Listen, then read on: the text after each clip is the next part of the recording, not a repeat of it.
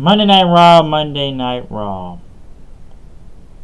How is this going to fall from Hell in a Cell last night? Which, like I said, it wasn't a bad show.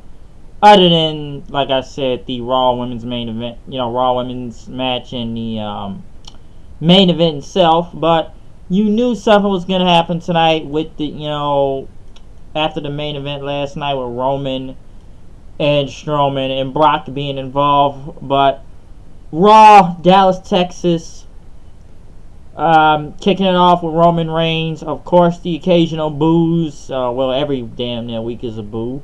But they did a video package from last night in the Hell in a Cell match with Brock interfering. Roman pretty much was in the ring then. And he says last night was rough, brutal, and it was a lot. And everything didn't go as planned. But he woke up as the Universal Champion. And he said knew Brock Lesnar had a rematch coming. So he didn't think Lesnar was going to kick down the door and attack him while he was down. But Reigns pretty much challenged him and said, I want to face you right now on the spot in a match. Braun Strowman came out then.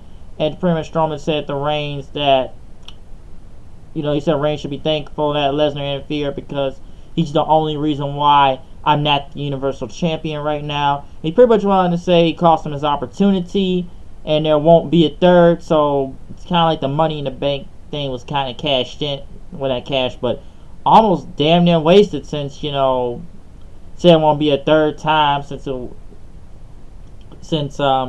technically did lose by no contest, but it was still strange how that went last night. Strowman then pretty much says he wants Lesnar, and then once he's finished with him, he was coming after Reigns. Baron Corbin then came out and he told both guys to calm down, and pretty much Strowman said, he was going after Lesnar first and everything. And the crowd pretty much chanted, you suck at Corbin. And Corbin pretty much waited and said that no one is going to face Brock Lesnar because of the whole interfering in the match. And he said he just got off the phone with Stephanie McMahon all day. And pretty much, even though this was already announced earlier in the day, I believe, WWE is going back to Saudi Arabia on November 2nd. I didn't even know they were actually really going back. Which, they're going back to Saudi Arabia. The Crown Jewel is called. And this was already announced earlier, but it'll be a triple threat match between Strowman, Lesnar, and Roman for the Universal Championship. And pretty much Strowman says, I think that sucks. I think you suck. I think he pretty much says he thinks Reigns and Corbin suck. I think the situation sucks. I think everybody in this damn arena sucks, and he walked off. And you know what's strange about this? This pay-per-view is on November 2nd. Funny how, like, a few days beforehand, the women have the Evolution pay-per-view. Doesn't seem like an interesting coincidence there when you look at it.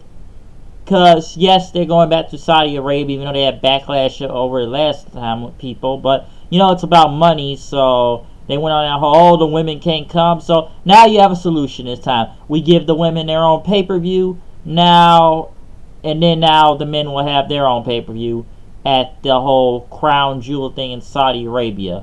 Why are we going back to this thing again? I don't know. But allegedly it's supposed to be some tournament to what I hear. I don't know who's in this Crown Jewel tournament. But that is what the pay-per-view is called. The Crown Jewel. But I just think it's very coincidence there that you have the women's pay-per-view beforehand, and now you have the Crown Jewel thing back in Saudi Arabia. It's very interesting.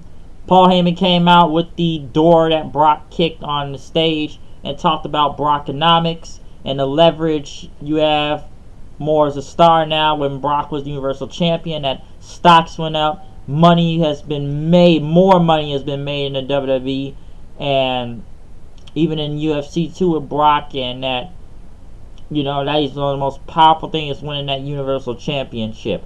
And Paul Heyman pretty much said that Lesnar will go to Saudi Arabia and he will retain the title and become the crown jewel of the WWE then. Strowman pretty much started to chase Paul Heyman up the ramp. Reigns and Corbin started snatching the mic from each other as Corbin pretty much says, I know you're injured and everything after being banged up in Hell in a Cell, but tonight Not even you're gonna make it to the crown jewel as the champion, because tonight it's going to be Baron Corbin versus Roman Reigns in the main event for the Universal Championship. God, turn the channel right now, because who wants to see this bullshit? But come on, it's that easy if you know who's gonna win from there. Really, you kind of really know what's going to happen in that match and who's going to win. But just really, that's your main event: Corbin versus Reigns. God, why? Dean Ambrose went against Drew McIntyre. Not a bad match. The most thing was Ambrose jumping off the top of the turnbuckle to the outside of the ring as McIntyre was able to get back in the ring. And as soon as Ambrose did beat the 10 count, McIntyre hit a Claymore kick for the win, pretty much getting the pin on Ambrose. So it's a pretty good opening match, I will say that. Not a bad match from there. Ziggler was in the back and talking to McIntyre about the whole injuries thing and say he did a hell of a job. But Corbin says, you know what? It's going to be a title on the line. You got to get your rematch clause for the Intercontinental Championship. Ziggler didn't want to do it because he was hurt from last night, but he says Rollins is hurt too, but he hasn't shown up to the building yet. And he says if he doesn't show up, you'll get that title by forfeit. So Ziggler pretty much liked what's going to happen, and he went off about it and pretty much, I guess, prepared for later tonight. Corbin pretty much was talking on the stage, somebody's the acting general manager. The Bellas and Natalya were in the locker room with Ronda Rousey. Rousey wanted to know how open challenges work, and said she had to run back Corbin or call Stephanie. It looked like Nikki Bella was going to say something, but Natalya stops and says, all you got to do is just, you go out like the guys. You go out there, you make the challenge until somebody comes out, alright? And that's how you know you're going to have an open challenge. And that she's going to need 2 arms, and that she needs 1 more than she needs. But it is interesting that she's going to do this open challenge tonight. We'll get into that later on, but I just think it's kind of odd that the Bellas were going to give her advice on open challenges. That's a funny one right there, real funny. Good God, Chad Gable and Bobby Roode are back, facing the Ascension again! 3 weeks in a row, folks. But this time, it's a one-on-one match with Gable and Victor. Wasn't really that bad. Gable gets the win with his Chaos Theory German suplex.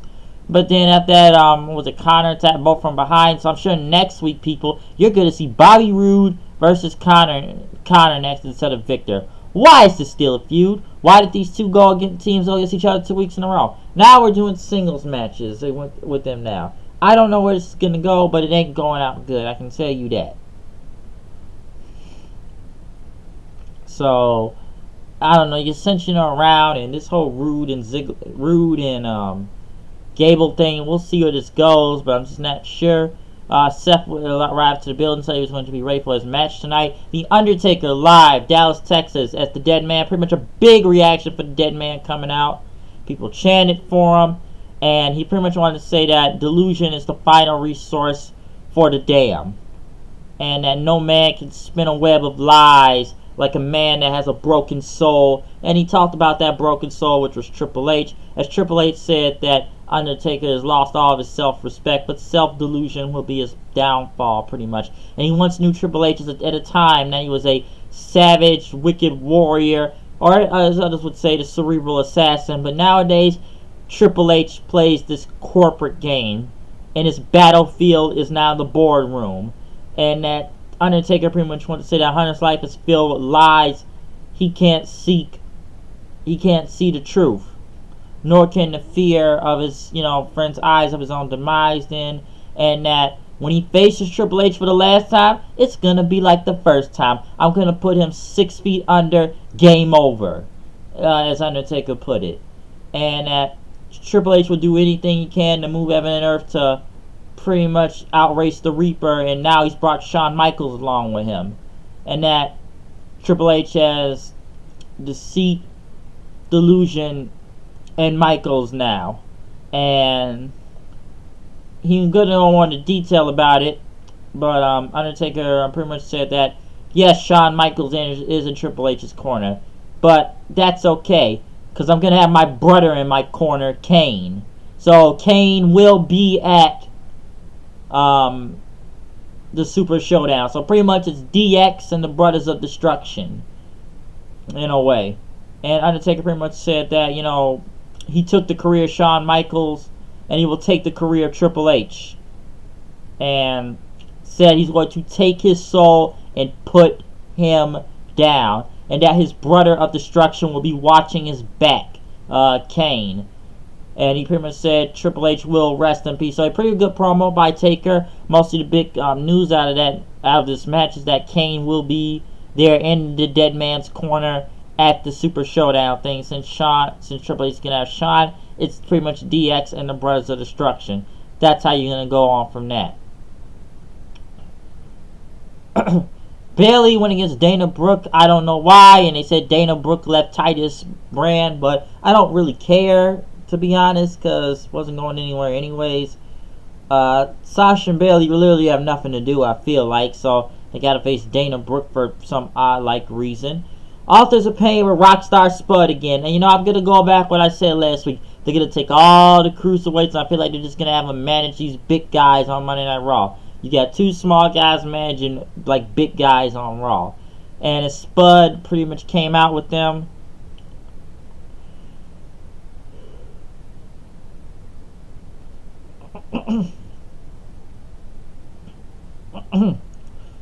Rockstar Spud came out with them, pretty much doing beating some jobbers with the Super Collider.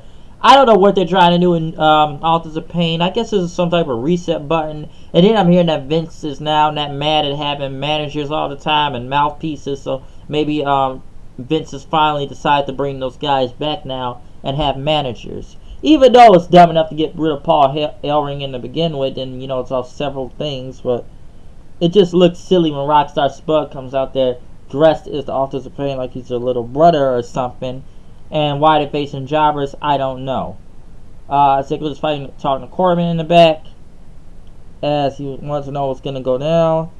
And they get ready for his matches. You know, Seth came in and turned telling Ziggler to be ready because he was going to be ready for a fight. Seth then went against Ziggler for the Intercontinental Championship. Wasn't a bad match. Not as better as their other past matches, but this was still a really good match in general. Seth pretty much won with the curb stomp for the win, retaining the Intercontinental Championship, so still pretty good.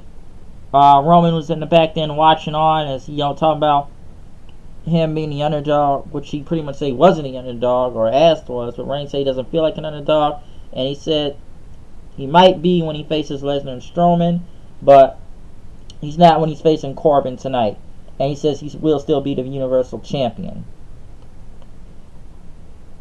Ronda Rousey then came out next as I think she was out next. I know they did a thing on historic, or they did on Hispanic Heritage Month, but yeah, Ronda Rousey then came out then and smiling and people chanting for her, and she said that she congratulated Alexa Bliss on almost pretty much being a formidable opponent, and said it was the best performance she's seen from her.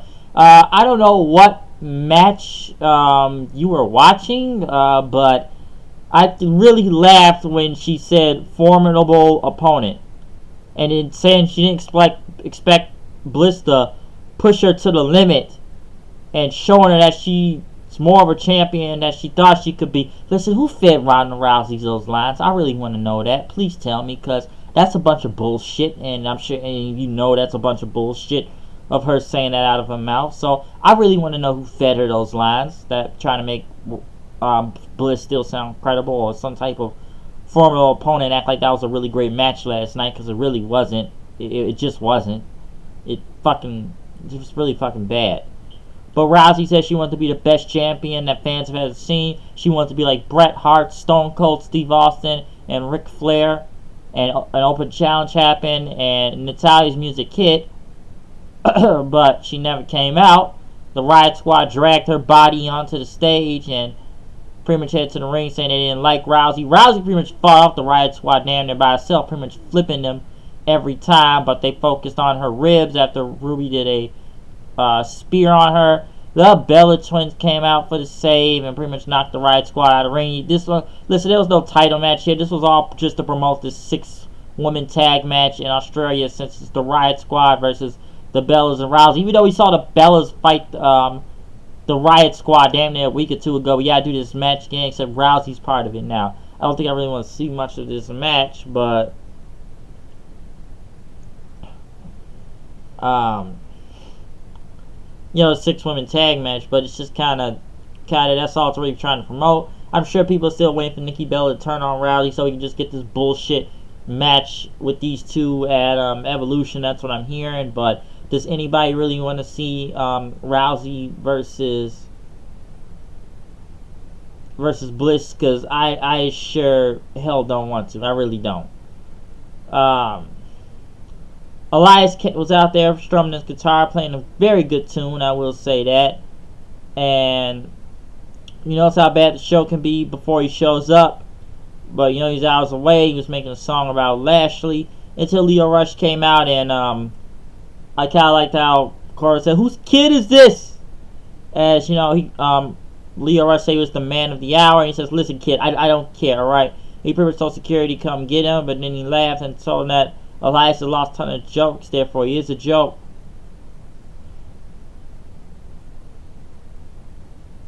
Pretty much saying he is a joke. But, you know, Lio Rush said that my man, pretty much Bobby Lashley came out. So he's a manager now. Listen, Rush isn't bad on the mic, but it's just weird when he's the heel and Bobby Lashley's the face. Kevin Owens then came out after that. Pretty much tried to attack Rush as Rush was dodging and flipping and frogging his way all over the place just to get him off of that powerbomb off the turnbuckle. Roman was going to jump in. What did I say fucking Roman for? But Rush was able to kind of jump all in around the match. Bobby Lashley was able to pretty much catch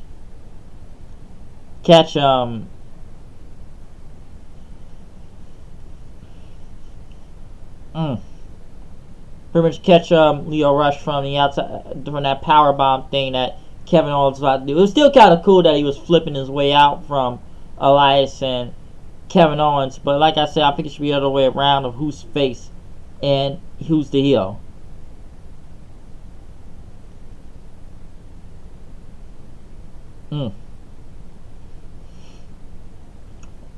Sorry, I'm having a little cold right now. I'm trying to knock it out before it gets me, but I think my mind just went blank right there. But like I said, it was pretty much a no contest from this. But I don't know what they're trying to do with Lashley and Lio Rush, but we will see. As you see, there's a lot of laughing going on from there. But like, he's good on the mic, but it's not good at the same time too. But the whole, I don't know, how the hell in cell, but this match itself, just, we'll see where it goes. But then again, I don't want to see Bobby Lashley versus Kevin Owens for several reasons too. Just the explanation from last week. Alexa Bliss, Mickie James, Alicia Fox were, you know, out the crowd. Sorry, well, I'm not sure. In the ring in a way. I guess they would call out Ember Moon, saying she couldn't find herself a partner. Ember Moon, I feel like hasn't been on TV in weeks, but hey, let's bring it back because she's actually in her hometown of Dallas, Texas. Pretty much having Nia Jax returning too. Not a bad match. Nia Jax and Ember Moon won. Not really, don't really care on the whole Nia Jax thing, so it looks like they fixed a lot of things up. Got a lot fixed up. But what was it, Nia Jax? Yeah, that's what I was talking about. Yeah, Nia Jax pretty much making a return from here as Ember Moon, which like I said, I feel like she hasn't been on TV, but returns in her hometown tonight. Pretty much go against Mickie James, Alicia Fox. Nia Jax hitting the Samoa drop on Alicia Fox for the win. I didn't really expect to see Nia Jax back anyways, because I honestly didn't know she disappeared unless someone said it was an injury or something, but I just think they didn't have nothing to do for her. I don't really want to see her get back into a feud with Bliss, because I think that just ran its course and gone bad enough, but we'll see where Nia Jax goes with this. I don't know, but we shall see. What else we got here? Yes, the main event. Roman Reigns versus Baron Corbin versus the Universal Championship. listen, I didn't really care about this match, knowing just who was gonna win and why this was even the main event. And it didn't really get interesting until Roman looked like he was about to do a drive-by, a spear from the outside of the ring. Corbin threw a steel chair at him, and pretty much didn't change the match and said restart the match. Now this is a no disqualification match. Drew and Ziggler came out then. The rest of the Shield came out, Ambrose and Rollins, as they brawled at ringside. They pretty much went to check on Reigns, and then they pretty much hit 2 suicide dives, knocking Strowman and everybody over. Strowman was able to get back up. Roman was going to do that dive, but Corbin pretty much caught him with a right hand.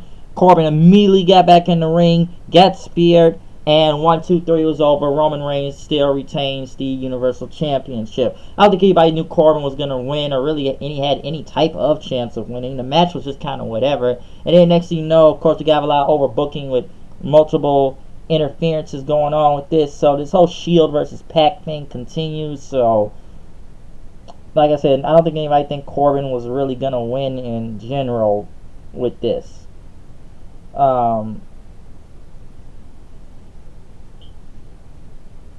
Overall this show is just kind of whatever.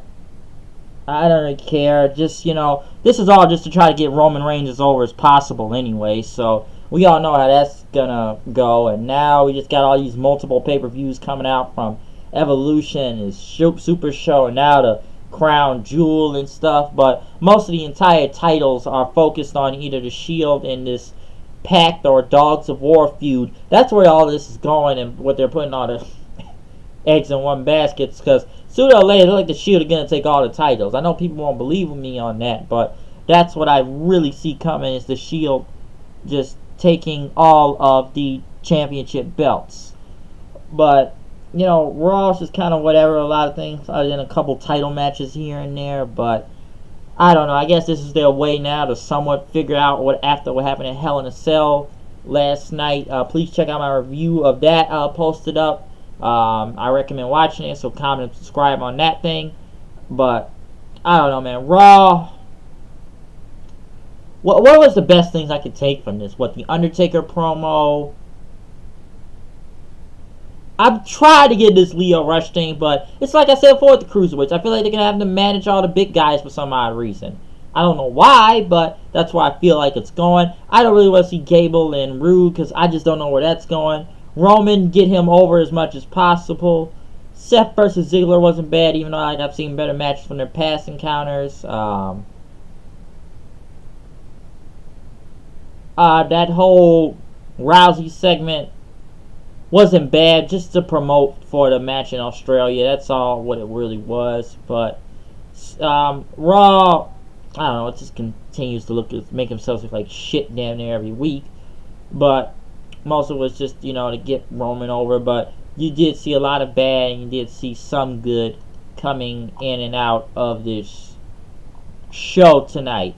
And maybe some returns, I guess, like Nia Jax being back in the fold again, to see where this goes. I don't know where it'll be, but we shall see what happens. But I'm out of here. I will see you guys later. Peace out. Comment, subscribe. Tell me what you think about the show. I am out of here. Peace out. Give me your highlight and your low light of Raw, and tell me what you thought about the show tonight. I'm out of here. See you guys later. Peace out. Crown Jewel.